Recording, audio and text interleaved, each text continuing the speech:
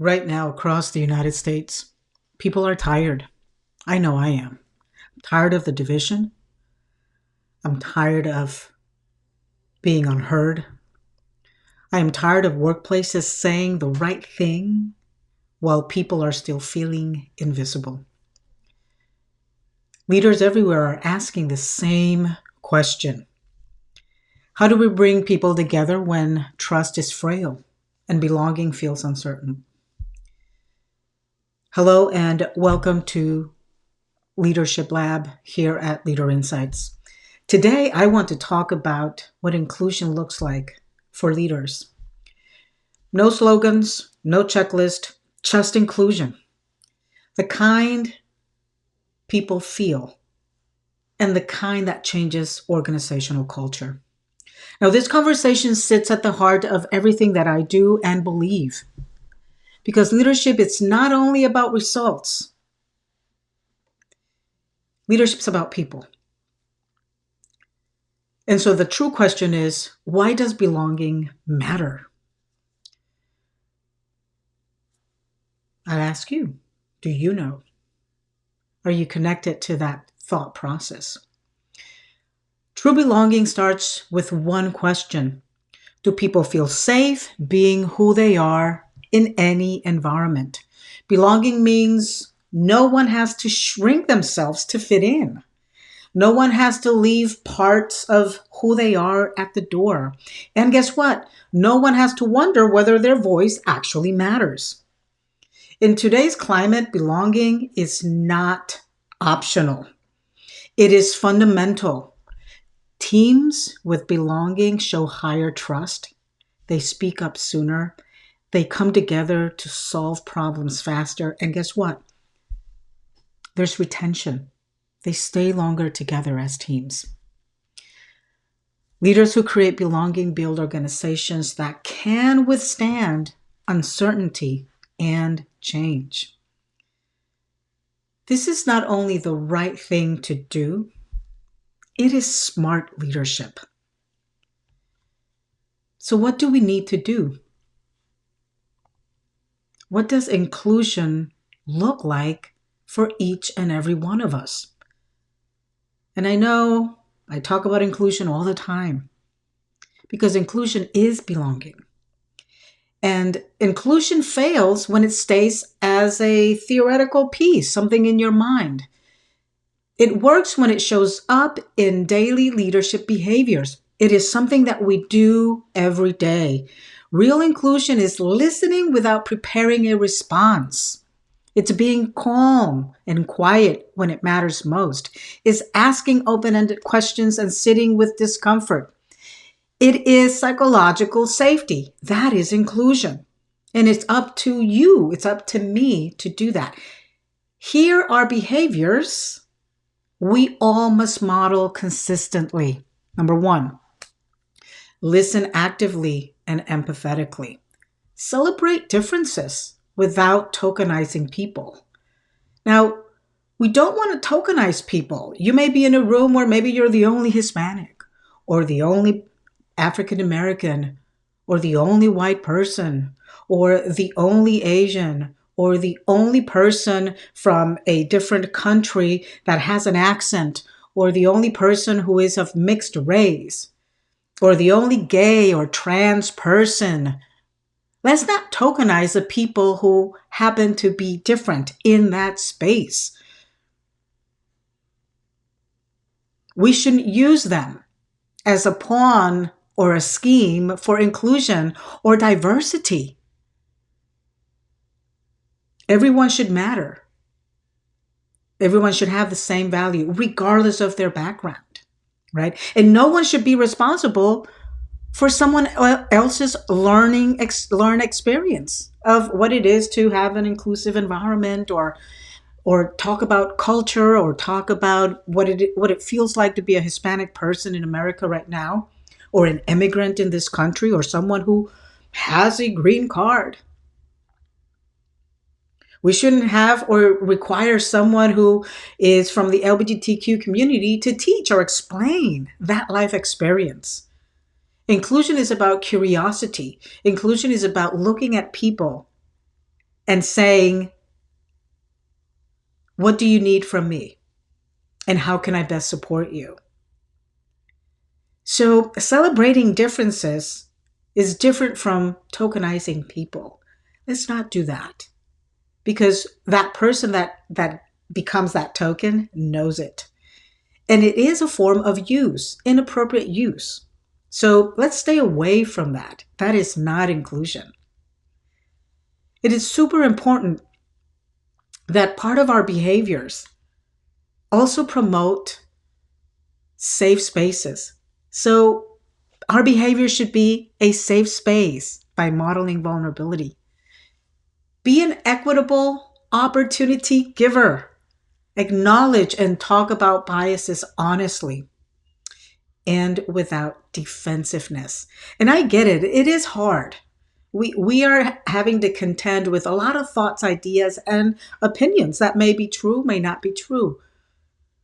But we can only control the things that we do in such unique environment that we are currently living in. When your behavior becomes habit, it becomes inclusion. So remember, do these things to ensure that you are promoting a space of inclusion. And you want to be able to support your organization grow as well. Some believe inclusion slows organizations down. The truth is the opposite. When people feel included, engagement rises, productivity improves, and innovation explodes. So remember, inclusive organizations make stronger decisions. They are thinking about all the different parts. There is a holistic process that is being taken into consideration because more perspectives are present. They avoid blind spots because people feel safe to speak up. Growth follows trust. Let me just say that again. Growth follows trust. And trust grows where people feel like they belong. This is why we teach inclusion as a leadership capability, not a compliance task. It is about who we are in that journey of leadership growth. How leaders must show up in every space requires a level of sensitivity and belonging and vulnerability and courage. Inclusive leadership requires clarity and courage. We need to be able to set clear expectations. Inclusion should never be optional. It should be a core value. So you behave as that. I move about the world knowing that inclusion is one of my core values, and I will lead by example. Pay attention to who speaks, who is heard, and who is overlooked. It is your job to ensure that inclusion is happening in your space. Invest in learning.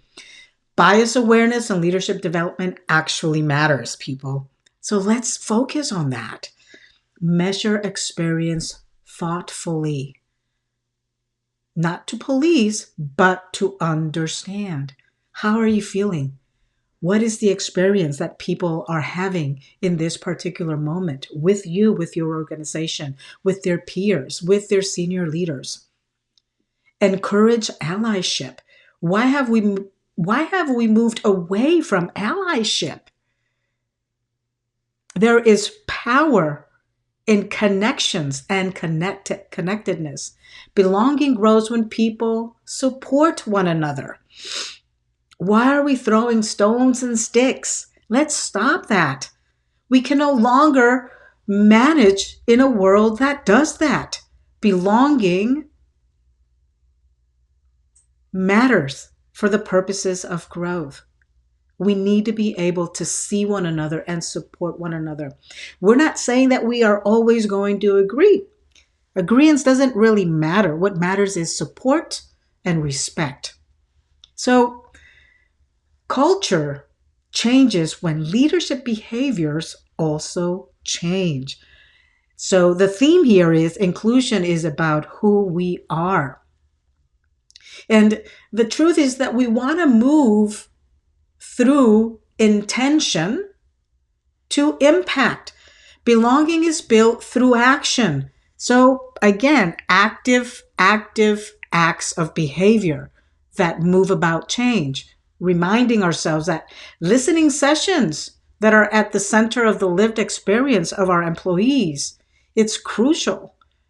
Employee resource groups that build connection give us information about what we should be doing to ensure that we continue to do what's working and address what is not working or what is taken away from that employee experience.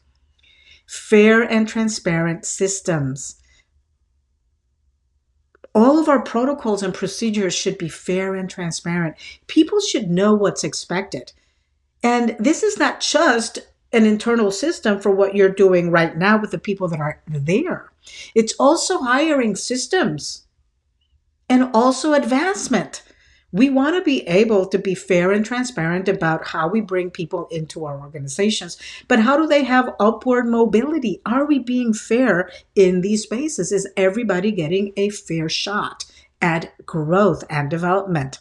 We also have to start celebrating stories that reflect values in action, mentorship and sponsorship that opens doors for all, not just for a few, but for all. This is how inclusion becomes a part of how work gets done. It is not an initiative. Inclusion shouldn't be something that you do and you checked it off and it's done. Inclusion is something that we do every day. It is a practice. And guess what? We have to address resistance. There are going to be moments of discomfort. Change will bring discomfort. And guess what? Resistance is real. There will be someone who disagrees, who thinks everything is fine because they don't understand the life experience of the person next to them. It is our job to teach and explain and share that not everyone has the same experience in the same room. Someone can feel like they're being heard while the person next to them may feel invisible. And inclusion's goal is to remove that dissonance. So yes, change brings discomfort. Resistance is real. Some fear loss of power. Some fear getting it wrong. Some fear change. You must respond with empathy and persistence. We cannot succumb to how people feel. We must do it with love and kindness. We must address concerns with compassion, confront bias with truth, stay committed to long-term change. Change doesn't happen overnight. We know this. Progress doesn't happen overnight. You know this. Engaging your people every day is the name of the game. Consistency and perseverance is what we must do. That is the call for inclusion. Inclusion succeeds when leaders, you and I, stay steady and intentional. Doesn't mean that it's not going to be a bed of roses. It means that there's going to be work ahead, and we must be courageous to continue to do that steadily and intentionally. Now, I hope everything that I'm sharing with you is sinking in. And I want to leave you with a small, short reflection. And I've asked these questions before in prior sessions and podcasts. But again, I'm going to repeat them because they are crucial. And as leaders, we control the dynamics in our workspaces. So remind yourself and ask yourself, who's missing in my meetings and in my leadership conversations? Who do I need to bring in? What will you do to bring new voices into the conversation? Who are you going to be? Will you be challenging the status quo? Will you be confronting biases and prejudices when they show up in your space? Remember, true belonging begins with awareness. It grows through action. And my goal is to help and support and empower leaders, build cultures where people feel valued, heard, and empowered to do meaningful work. Now, if this message resonates with you, I invite you to learn more about our leadership programs, our coachings, and our resources. Follow us on YouTube, Follow us on Instagram and Facebook. We're constantly talking about leadership. Leadership in a way that shapes lives. And when leaders like you choose belonging, organizations and people thrive. So, my friends, leaders, lead with heart, lead with intention, and keep building spaces where everyone, not just the few, not just the cool kids, but everyone belongs and can bring their whole self to a space to bring their meaningful contributions and gifts. Thank you for listening, and I'll see you on the next one.